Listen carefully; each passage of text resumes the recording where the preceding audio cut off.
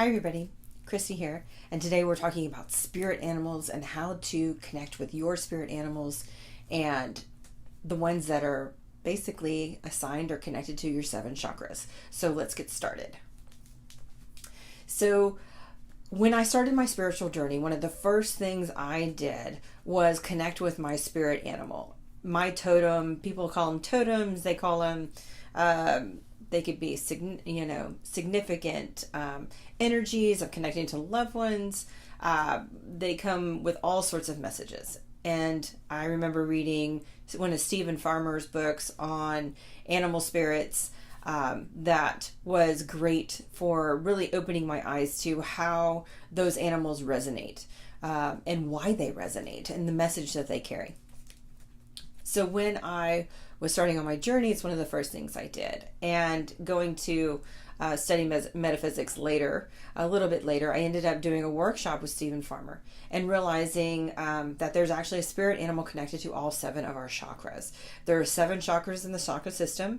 There's a root, a sacral, a spleen, which is 3rd chakra, a 4th chakra, which is your heart, a 5th chakra, your throat, and then you have a 3rd eye, and then you have a crown.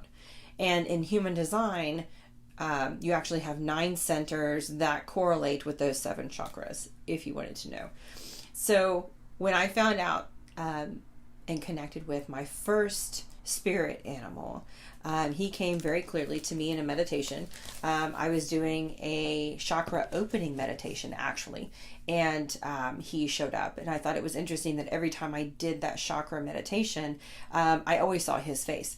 So my first animal was this. It's my wolf. I don't know if you can see him really well. And so this was actually sent to me by a client.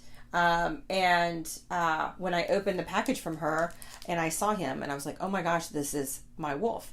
And so it's a reminder for me, especially when he catches my attention, which is, your sacral telling you, hey, heads up, you need to pay attention, is to take a deep breath and shift down into my heart because he resides in my heart chakra.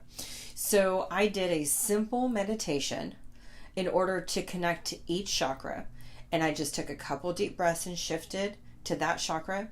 And I basically envisioned or pictured in my mind's eye that chakra opening, and it could also be spinning, it could be pulsing with the energy color that represents each of the chakras. And then I asked, once I felt connected and really absorbed in that energy, I asked, is there an animal that resonates with this energy? And the one that popped into my head first is the one that I made note of. And I did the meditation 3 or 4 times because I'm a 3-5 profile. I'm always going to want to experiment. And found that those animals resonated with those chakras. And when I went to my metaphysical conference and actually did a workshop with Stephen Farmer, who was one of the first people that I knew of working with spirit animals and chakras, he made a comment because I was sitting in chairs waiting for the class to start with a girlfriend of mine. And he walks in and goes, okay, so who brought all the cats? And it's like, I got this overwhelming sense of, oh, that's my 3rd chakra. So I told him and he's like, yes, you're the cat lady. And it's interesting because I have 2 different chakras that resonate with cats, one domestic and one Black Panther.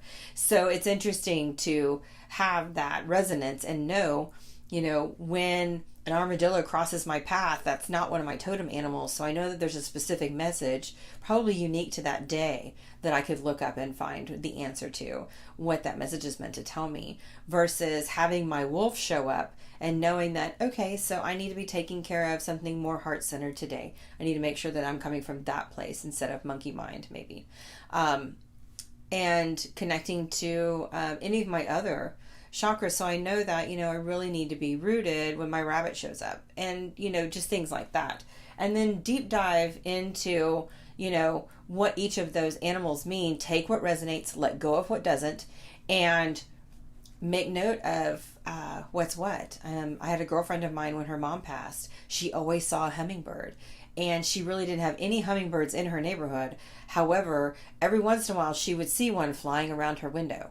And she got to the point where when she went traveling, whenever she found something hummingbird, especially stained glass or something, if it really resonated with her, she would get it because it's just a reminder and a connection to her mom's spirit who has passed. So I'm very curious to hear how this goes for you, how you connect to your spirit animals, how that shows up for you, and what animals stand out most for you. I mean, take what resonates, let go of what doesn't, and let's have some fun with this and see what animals resonate with you. So, simple chakra meditation. If you want me to put together a chakra meditation that asks about this and connecting to that spirit animal, just leave a comment below and I'll put it together for you. And I'm just to see what happens. So, share what you share, love what you love, be true to yourself, and I'll see you in the next video. Take care.